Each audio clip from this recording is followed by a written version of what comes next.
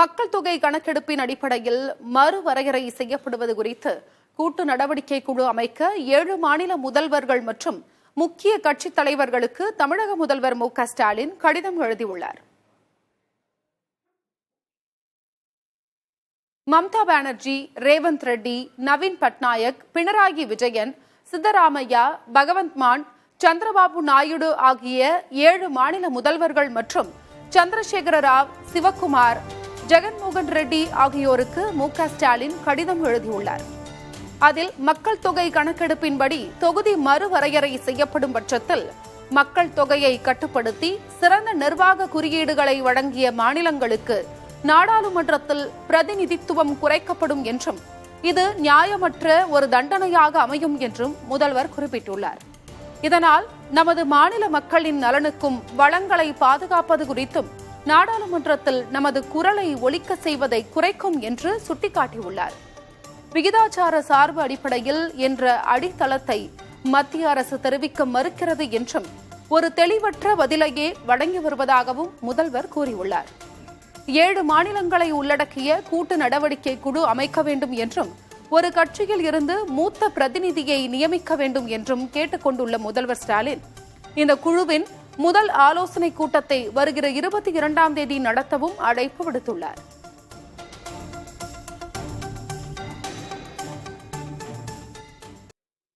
தேசிய ஜனநாயக கூட்டணி குறித்த அறிவிப்பு உரிய நேரத்தில் அறிவிக்கப்படும் என்று பாஜக மாநில தலைவர் அண்ணாமலை தெரிவித்துள்ளார். கோவை விமான நிலையத்தில் செய்தியாளர்களிடம் பேசிய அவர் பாஜக கூட்டணிக்காக தவம் கிடக்கிறார்கள் என்றும் தெரிவித்துள்ளார். பாரதிய ஜனதா கட்சி தீண்டத்தகாத கட்சி. நல்லா கேட்டுக்கோங்க. பாரதிய ஜனதா கட்சி நோட்டா கட்சி. பாரதிய ஜனதா கட்சி வந்தாதான் நாங்க தோத்தோம். இன்னைக்கு பாரதிய ஜனதா கட்சி வேண்டும் என்று தவம் இருக்கக்கூடிய சூழ்நிலையை என்னோட ஒரு தலைவனும் தொண்டனும் உருவாக்கி இருக்க நான் பெருமைப்படுறேன், கர்வப்படுறேன். இன்னைக்கு பாரதிய ஜனதா கட்சி இல்லாம தமிழக அரசியல் இல்லை என்கின்ற சூழ்நிலையை என் தொண்டை உருவாக்கி இருக்கிறான். இரவு பகலாக வேலை செஞ்சு நாங்கள் யாருக்கும் எதிரி இல்லை. எங்களுடைய நோக்கம் பாரதிய ஜனதா கட்சியை நிலைநிறுத்தணும். நல்லா நீங்க தமிழ்நாடு நியூஸை 5 வருஷம் அப்படியே பாருங்க. பாரதிய ஜனதா கட்சினாலதான் தோத்தோம். பாரதிய ஜனதா கட்சி வந்தா நாங்க தோத்துருவோம். பாரதிய ஜனதா கட்சியோட நாங்க கூட்டணியை வைக்க மாட்டோம். பாரதிய ஜனதா கட்சி நோட்டா கட்சி. அதை தாண்டி இன்னைக்கு தலைவர்கள் பேசுகின்ற வார்த்தையை மதிப்பீடு செய்யுங்க. சரியான நேரத்தில் கூட்டணியை பத்தி பேசுவோம். தேசிய தலைவர்கள் இருக்கிறாங்க. ஆட்சேபம் இல்லாத புறம்போக்கு நிலங்களில் வசிப்போருக்கு பட்டா வழங்குவதற்கான விரிவான வழிகாட்டு நெறிமுறைகளை தமிழக அரசு வெளியிட்டுள்ளது. தமிழக வருவாய்த்துறை செயலாளர் வெளியிட்டுள்ள அரசாணையில் நீர்நிலை, மேய்ச்சல் நிலம், கோவில் நிலம் மற்றும் உரிமையாளர் அடையாளம் காணப்படாத நிலங்களில் வசிப்போருக்கு பட்டா வழங்கப்படாது என்று தெரிவிக்கப்பட்டுள்ளது. சென்னை பெருநகர பகுதியில் 10 ஆண்டுகளுக்கு மேல் வசிப்போருக்கு பட்டா வழங்கப்படும் என்றும் மற்ற இடங்களில் 5 ஆண்டுகளுக்கு மேல் வசிப்போருக்கு பட்டா வழங்கப்படும் என்றும் தெரிவிக்கப்பட்டுள்ளது. 3 லட்சத்திற்கு குறைவான ஆண்டு வருமானம் உள்ள குடும்பங்களுக்கு இலவசமாக பட்டா வழங்கப்படும் என்பன உள்ளிட்ட வழிகாட்டு நெறிமுறைகளை வருவாய்த்துறை செயலாளர் வெளியிட்டுள்ள அரசாணையில் தெரிவிக்கப்பட்டுள்ளது. மாநிலம் முழுவதும் சுமார் 86,000 பேருக்கு அடுத்த 6 மாதங்களுக்குள் பட்டா வழங்க நடவடிக்கை எடுக்க உள்ளதாகவும் தெரிவிக்கப்பட்டுள்ளது.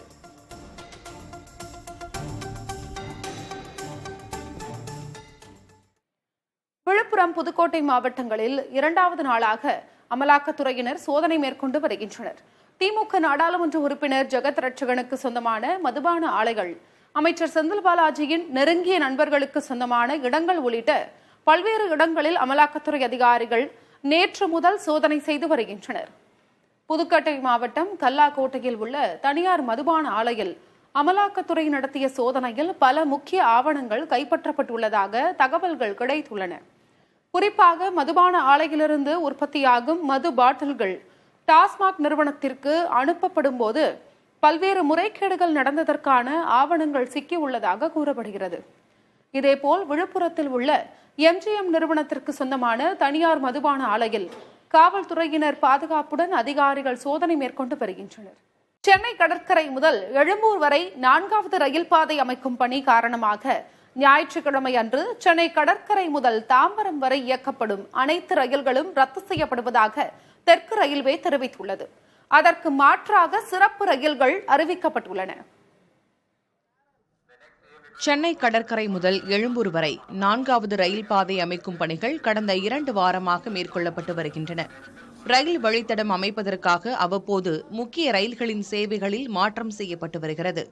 இந்நிலையில் மார்ச் 9ஆம் தேதி சென்னை கடற்கரை முதல் எழும்பூர் வரை நடைபெறும் பராமரிப்பு பணிகள் காரணமாக 11 மணி நேரம் புறநகர் ரயில்கள் ரத்து செய்யப்படுவதாக தெற்கு ரயில்வே தெரிவித்திருக்கிறது.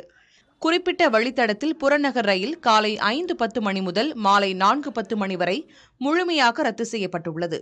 இதற்கு பதிலாக தாம்பரம் கோடம்பாக்கம் இடையே 30 நிமிடங்களுக்கு ஒருமுறை 23 சிறப்பு பயணிகள் ரயில்கள் இயக்கப்படும் என அறிவிக்கப்பட்டிருக்கிறது. மேலும் சென்னை கடற்கரையிலிருந்து செங்கல்பட்டு, காஞ்சிபுரம், திருமால்பூர், அரக்கோணம் வழியில் செல்லும் ரயில்கள் சென்னை கடற்கரை, தாம்பரம் இடையே மட்டுமே ரத்து செய்யப்படும் என தெரிவிக்கப்பட்டுள்ளது. ஒரு நாளைக்கு புறநகர் ரயில் சேவையை 25 லட்சம் நபர்கள் பயன்படுத்தும் நிலையில் கடற்கரை தாம்பரம் தடத்தில் மட்டும் குறைந்தபட்சம் 10 லட்சம் நபர்கள் பயன்படுத்துவர்.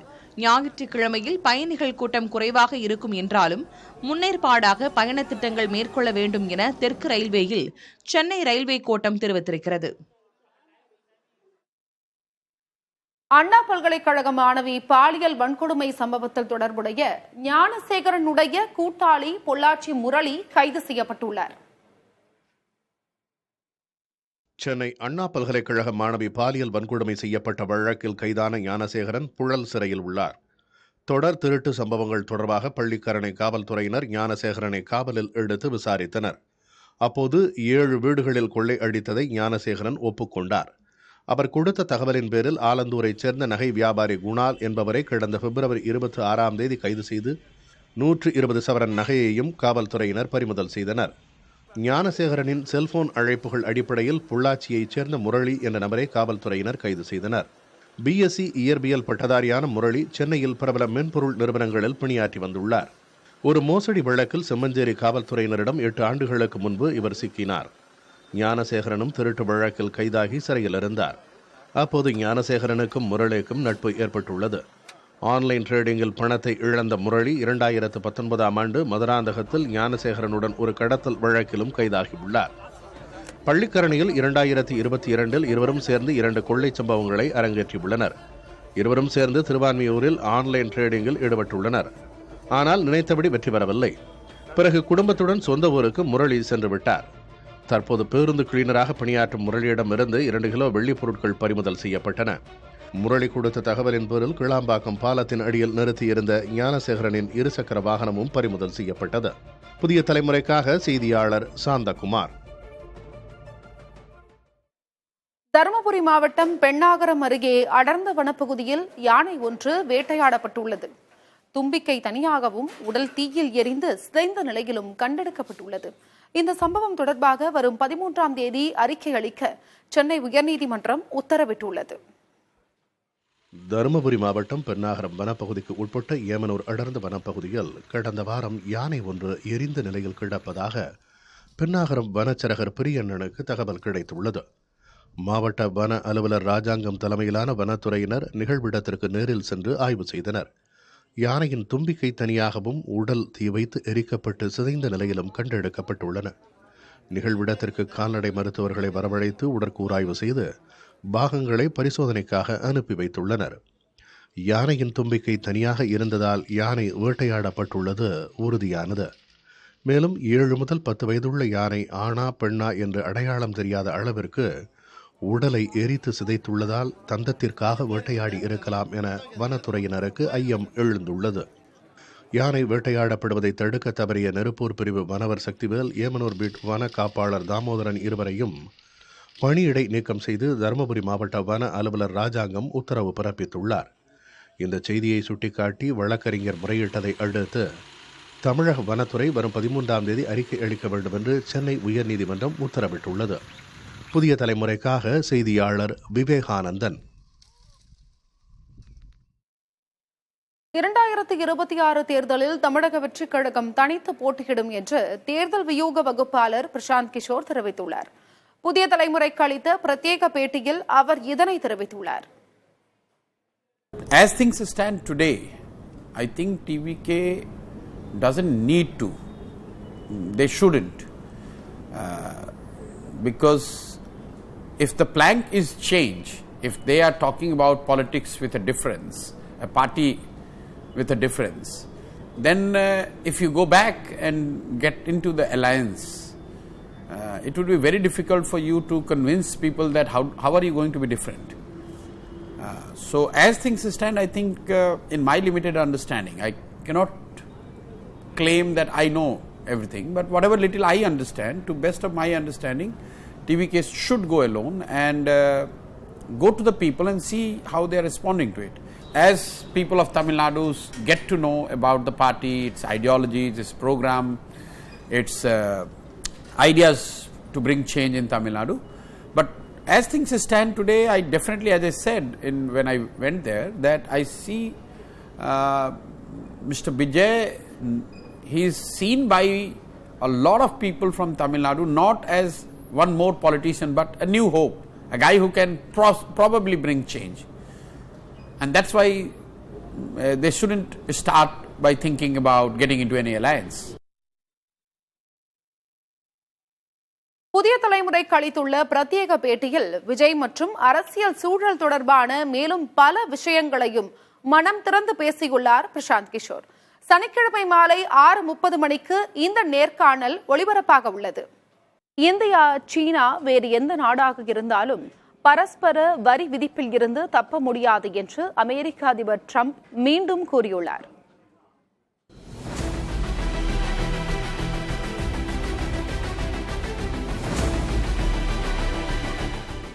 அமெரிக்க அதிபராக பதவியேற்றதிலிருந்து பல்வேறு அதிரடிகளை நடத்தி வருகிறார்.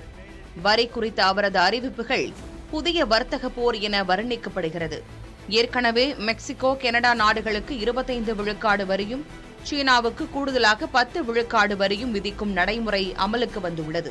வரி குறித்த பேச்சு வரும்போதெல்லாம் அமெரிக்காவுக்கு இந்தியா விதிக்கும் வரி மிக அதிகம் என்று கண்டனம் தெரிவித்து வருகிறார் ட்ரம்ப். இந்நிலையில் வெள்ளை மாளிகையில் செய்தியாளர்களை சந்தித்த அவர், தற்போதைய வரி அதிகரிப்பு நடவடிக்கைகள் தற்காலிகமானவை, சிறியவை என தெரிவித்தார். ஸ்டீல் மற்றும் அலுமினியம் மீதான வரி கனடா, மெக்சிகோ உள்ளிட்ட நாடுகளுக்கு அடுத்த வாரம் முதல் அமலுக்கு வர உள்ளதாகவும், இதில் மாற்றம் ஏற்படுமா என்று செய்தியாளர் எழுப்பிய கேள்விக்கு பதிலளித்த ட்ரம்ப், வரும் 2ஆம் தேதி அறிவிக்கப்படவுள்ள சம அளவிலான பரஸ்பர வரி விதிப்புதான் மிக முக்கியமானது என்றார். Those are happening next week, and the big one will be on April 2nd when reciprocal tariffs. So if India or China or any of the countries that really, India is a very high tariff nation. அமெரிக்க பொருளாதாரத்தையே மாற்றியமைக்கும் வகையில் அந்த வரி விதிப்புகள் இருக்கும் என்று Trump கூறினார். பல நாடுகள் அதிக வரி விதித்து அமெரிக்காவை வஞ்சித்து வருவதாகவும், இனி அவர்களுக்கும் அதே அளவு வரியை தாங்கள் விதிக்கப் போவதாகவும் ட்ரம்ப் தெரிவித்தார். அந்த பிரச்சனையை சரி செய்ய நீண்ட காலமாக காத்திருந்ததாகவும், அதற்கு வரும் 2ஆம் தேதி தீர்வு கிடைக்கப் போவதாகவும் ட்ரம்ப் கூறினார். ட்ரம்பின் வரி விதிப்பு நடவடிக்கையின் பாதிப்புகளை தவிர்க்கும் விதமாக மத்திய வர்த்தகத்துறை அமைச்சர் பியூஷ் கோயல் அமெரிக்கா சென்று பேச்சுவார்த்தையில் ஈடுபட்டுள்ளார். தற்போதைய நிலையில் இந்தியாவிடமிருந்து $129 பில்லியன் மதிப்புள்ள பொருட்களை அமெரிக்கா வாங்கும் நிலையில் $87 பில்லியன் மட்டுமே இந்தியாவுக்கு அது விற்கிறது. சுமார் $42 பில்லியன் வர்த்தக உபரி என்ற சாதகமாக இந்தியா உள்ள நிலையில் அதை குறைக்கும் வகையில் அமெரிக்காவின் நடவடிக்கை இருக்கும் என்று தெரிகிறது. இந்த இடைவெளியை குறைக்கும் நடவடிக்கைகளை இந்தியா ஏற்கனவே தொடங்கிவிட்டது. அமெரிக்காவிலிருந்து போர் விமானங்கள் உள்ளிட்டவற்றை வாங்குவதுடன் வாகனங்களுக்கு வரி குறைப்பையும் இந்தியா அறிவித்திருக்கிறது. தங்கள் பொருட்களுக்கு அதிக வரி விதிப்பதாக இந்தியா மீது ட்ரம்ப் தொடர்ந்து குற்றம் சாட்டி வருகிறார். இதை சரி செய்ய அதே வரி பதிலுக்கு விதிக்கப் போவதாகவும் அவர் கூறியுள்ளார். இரு நாடுகளும் தங்களுக்குள் பொருட்களுக்கு விதிக்கும் வரி எவ்வளவு என்பதை இப்போது பார்க்கலாம். அமெரிக்காவிலிருந்து வரும் ரசாயனம் மற்றும் மருந்து பொருட்களுக்கு இந்தியா 9.7 விழுக்காடு வரி விதிக்கிறது. இந்தியாவிலிருந்து வாங்கும் இதே பொருட்களுக்கு அமெரிக்கா 1 விழுக்காடு வரி மட்டுமே விதிக்கிறது. மின்சாரம், டெலிகாம், எலக்ட்ரானிக்ஸ் ஆகிய பொருட்களுக்கு இந்தியா 7.6 விழுக்காடு வரி விதிக்கும் நிலையில் அமெரிக்கா 0.4 விழுக்காடு வரி மட்டுமே விதிக்கிறது. வைரம், தங்கம் உள்ளிட்ட ஆபரண பொருட்களுக்கு இந்தியா 15.4 விழுக்காடு வரி விதிக்கும் நிலையில் அமெரிக்கா 2.1 விழுக்காடு வரி மட்டுமே விதிக்கிறது. அமெரிக்க ஆடைகளுக்கு இந்தியா 10.4 விழுக்காடு வரி விதிக்கும் நிலையில் இந்திய ஆடைகளுக்கு அமெரிக்கா 9.0 விழுக்காடு வரி விதிக்கிறது. இயந்திரங்கள் இறக்குமதிக்கு இந்தியா 6.6 விழுக்காடு வரி விதிக்கும் நிலையில் அமெரிக்கா 1.3 விழுக்காடு மட்டுமே வரி விதிக்கிறது. அமெரிக்க விளைபொருட்களுக்கு இந்தியா 37.7 விழுக்காடு வரி விதிக்கும் நிலையில் இந்திய விளைபொருட்களுக்கு அமெரிக்கா 5.3 விழுக்காடு மட்டுமே வரி வசூலிக்கிறது. இரும்பு மற்றும் அது சார்ந்த பொருட்களுக்கு இந்தியா 4.5 விழுக்காடு வரியும் அமெரிக்கா 2 விழுக்காடு வரியும் வசூலிக்கின்றன. அமெரிக்க வாகனங்களுக்கு இந்தியா 24.1 விழுக்காடு வரி வசூலிக்கும் நிலையில் இந்திய வாகனங்களுக்கு 1 விழுக்காடு வரியை மட்டுமே அமெரிக்கா வசூலிக்கிறது. பிளாஸ்டிக் உள்ளிட்ட பொருட்களுக்கு இந்தியா 9.9 விழுக்காடு வரி விதிக்கும் நிலையில் அமெரிக்கா 4.4 விழுக்காடு வரியை மட்டுமே வசூலிக்கிறது. இந்த மிகப்பெரிய வரி வேறுபாடுகளை சுட்டிக்காட்டித்தான் இந்தியா கடுமையாக வரி விதிப்பதாக ட்ரம்ப் குறை கூறி வருகிறார். இதை சரிசெய்ய இந்தியா என்ன வரி விதிக்கிறதோ அதே அளவு வரியை ரெசிப்ரோக்கல் டாக்ஸ் என்ற பெயரில் விதிக்கப் போவதாக ட்ரம்ப் கூறியுள்ளார். அமெரிக்க பொருட்களுக்கான வரியை குறைத்து இந்த ஏற்றத்தாழ்வை சரி செய்ய இந்தியா தற்போது முயற்சித்து வருகிறது. இதன் ஒரு பகுதியாக அமெரிக்க வாகனங்களில் இருந்து மதுபானங்கள் வரை வரி குறைக்கப்பட்டிருக்கிறது. புதிய தலைமுறைக்காக செய்தியாளர் சேஷகிரி.